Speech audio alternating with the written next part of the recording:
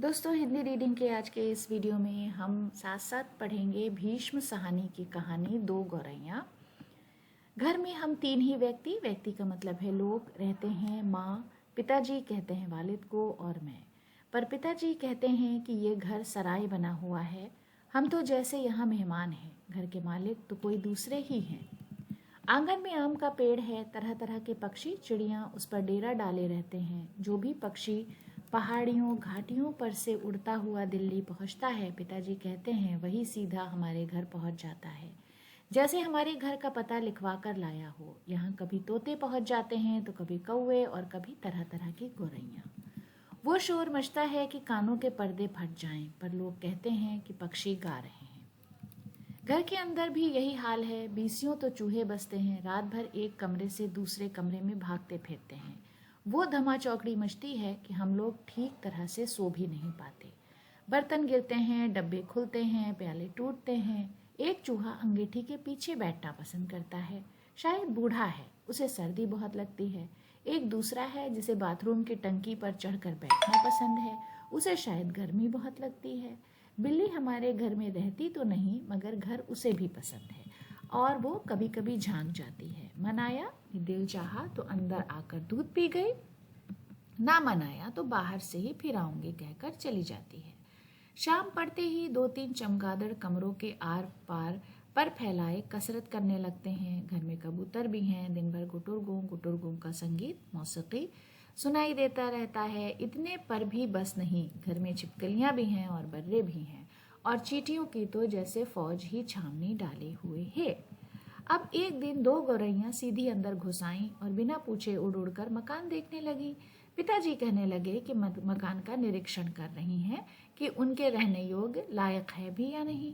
कभी वे किसी रोशनदान पर जा बैठती तो कभी खिड़की पर, फिर जैसे आई थी वैसे ही उड़ भी गईं।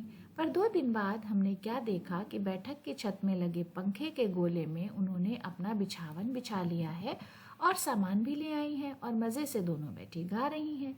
जाहिर है उन्हें घर पसंद आ गया था। माँ और पिताजी दोनों सोफे पर बैठे उनकी ओर देखे जा रहे थे। थोड़ी देर बाद माँ सिर हिलाकर बोली, अब तो ये नहीं उड़ेंगी, पहले इन्हें उड़ा देते तो उड़ जाती, अब तो इन्होंने यहाँ घोंसला बना लिया है। इस पर पिताजी को गुस्सा आ गया। वो उठ खड़े हुए और बोले, देखता हूँ कि ये कैसे यहाँ रहती हैं। गौरैया मेरे आगे क्या चीज़ है, मैं अभी निकाल बाहर करता हूँ। छोड़ो जी, चूहों को तो निकाल नहीं पाए, अब चिड़ियों को निकालेंगे, माँ ने व्यंग यानी तंज से कहा। माँ कोई बात व्यंग में कहे तो पिताजी उबल पड़ते हैं। वो समझते हैं कि माँ उनका मजाक उड़ा रही हैं। वो फौरन उठ खड़े हुए और पंखे के नीचे जाकर जोर से ताली बजाई और मुंह से शाशू कहा। बाहें झुलाई, फिर खड़े खड़े कूदने लगे, कभी बाहें झुलाते कभी शाशू करते। गौरैयों ने घोंसले में से सिर निकाल कर नीचे की ओर झांक कर देखा और दोनों एक साथ चींची करने लगी और माँ खिलखिला कर हंसने लगी। पिताजी को गुस्सा आ गया, इसमें हंसने की क्या बात है। माँ को ऐसे मौक़ों पर हमेशा मजाक सूझता है। हंसकर बोली, चिड़िया एक दूसरे से पूछ रही हैं कि ये आदमी कौन है और क्यों नाच रहा है, नाच क्यों रहा है। तब पिताजी को और भी ज्यादा गुस्सा आ गया और वो पहले से भी ज्यादा ऊंचा कूदने लगे। गौरैया घोंसले में से निकलकर दूसरे पंखे के डहने पर जा बैठी। उन्हें पिताजी का नाचना जैसे बहुत पसंद आ रहा था। माँ फिर हंसने लगी, ये निकलेंगी नहीं जी, अब इन्होंने अंडे दे दिए होंगे। निकलेंगी कैसे नहीं, पिताजी बोले और बाहर से लाठी उठा लाए। इसी बीच गौरैया फिर घोंसले में जा बैठी थीं। उन्होंने लाठी ऊंची उठाकर पंखे के गोले को ठकोरा। ची ची करती गौरैया उठकर पर्दे के डंडे पर जा बैठी। इतनी तकलीफ करने की क्या जरूरत थी, पंखा चला देते तो ये उड़ जाती, माँ ने हंसकर कहा। पिताजी लाठी उठाए पर्दे के डंडे की ओर लपके। एक गौरैया उड़कर किचन के दरवाजे पर जा बैठी, दूसरी सीढ़ियों वाले दरवाजे पर।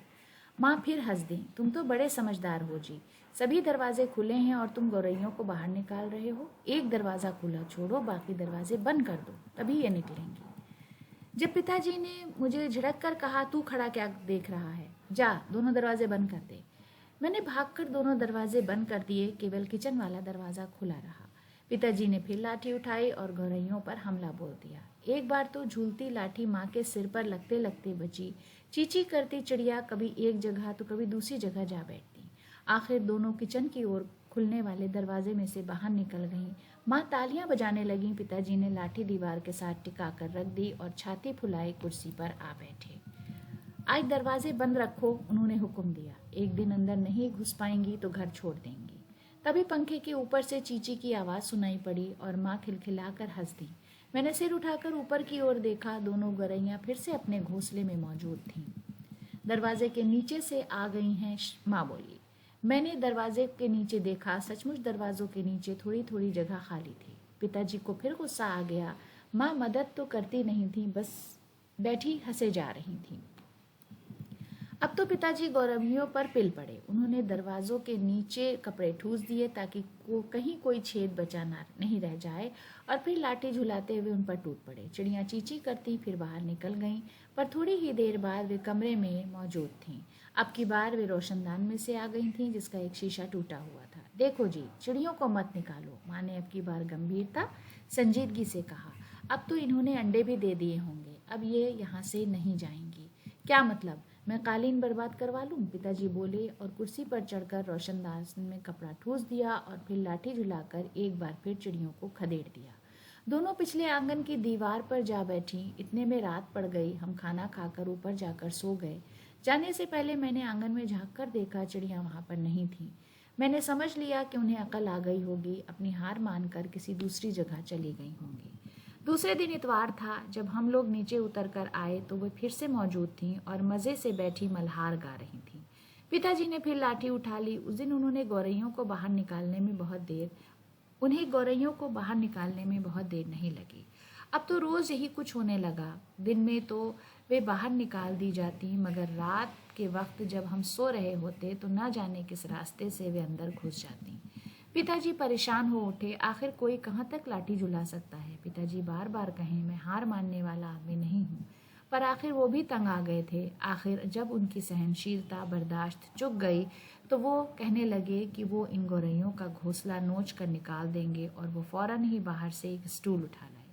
घोंसला तोड़ना कठिन मुश्किल काम नहीं था। उन्होंने पंखे के नीचे फर्श पर स्टूल रखा और लाठी लेकर स्टूल पर चढ़ गए। किसी को सचमुच बाहर निकालना हो तो उसका घर तोड़ देना चाहिए, उन्होंने गुस्से से कहा। घोंसले में से कई तिनके बाहर की ओर लटक रहे थे। गौरैयों ने सजावट के लिए मानो झालर टांग रखी हो। पिताजी ने लाठी का सिरा सूखी घास के तिनकों पर जमाया, दाईं ओर को खींचा। दो तिनके घोंसले में से अलग हो गए और फरफराते हुए नीचे उतरने लगे। चलो, 2 तिनके तो निकल गए, माँ हंसकर बोली। अब बाकी 2000 भी निकल जाएंगे। तभी मैंने बाहर आंगन की ओर देखा। मुझे दोनों गौरैयाँ नजर आईं। दोनों चुपचाप दीवार पर बैठी थीं। इस बीच दोनों कुछ दुबला गई थीं, कुछ काली पड़ गई थीं। अब वे चहक भी नहीं रही थीं।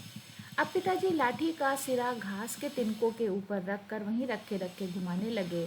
इससे घोंसले के लंबे लंबे तिनके लाठी के सिरे के साथ लिपटने लगे। वे लिपटते गए और घोंसला लाठी के इर्द गिर्द खींचता चला आने लगा। फिर वो खींच कर लाठी के सिरे के इर्द गिर्द लपेटा जाने लगा। सूखी घास, रुई के फाहे, धागे और थिगलियाँ लाठी के सिरे पर लिपटने लगीं। तभी सहसा अचानक जोर की आवाज़ ची ची ची ची ची आई। पिताजी के हाथ ठिठक गए, रुक गए। ये क्या गौरैया लौट आई हैं? पर झट से बाहर की ओर देखा, नहीं, दोनों गौरैया बाहर दीवार पर गुमसुम बैठी थीं। ची ची ची ची फिर आवाज़ आई। मैंने ऊपर देखा। पंखे के गोले के ऊपर से नन्ही नन्ही गौरैया सिर निकाले नीचे की ओर देख रही थीं और ची ची किए जा रही थीं। अभी भी पिताजी के हाथ में लाठी थी और उस पर लिपटा घोंसले का बहुत सा हिस्सा था।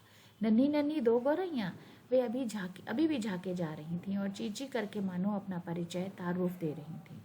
हम आ गए हैं, हमारे माँ बाप कहाँ हैं? मैं अवाक हैरान उनकी तरफ देखता रहा। फिर मैंने देखा पिताजी स्टूल पर से नीचे उतर आए हैं और घोंसले के तिनकों में से लाठी निकाल कर उन्होंने लाठी को एक ओर रख दिया है और चुपचाप कुर्सी पर आकर बैठ गए हैं। इस बीच माँ कुर्सी पर से उठी और सभी दरवाजे खोल दिए। नन्ही चिड़ियाँ अभी भी हाँफ हाँफ कर चिल्लाई जा रही थीं और अपने माँ बाप को बुला रही थीं।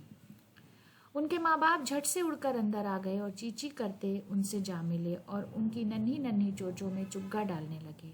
माँ, पिताजी और मैं उनकी ओर देखते रह गए। कमरे में फिर से शोर होने लगा था, पर अब की बार पिताजी उनकी ओर देख कर केवल मुस्कुराते रहे। तो दोस्तों आज का वीडियो यहीं पर ख़त्म करते हैं। अगले वीडियो में आपके साथ फिर मुलाकात होगी एक नई कहानी के साथ। वीडियो देखने के लिए बहुत बहुत शुक्रिया।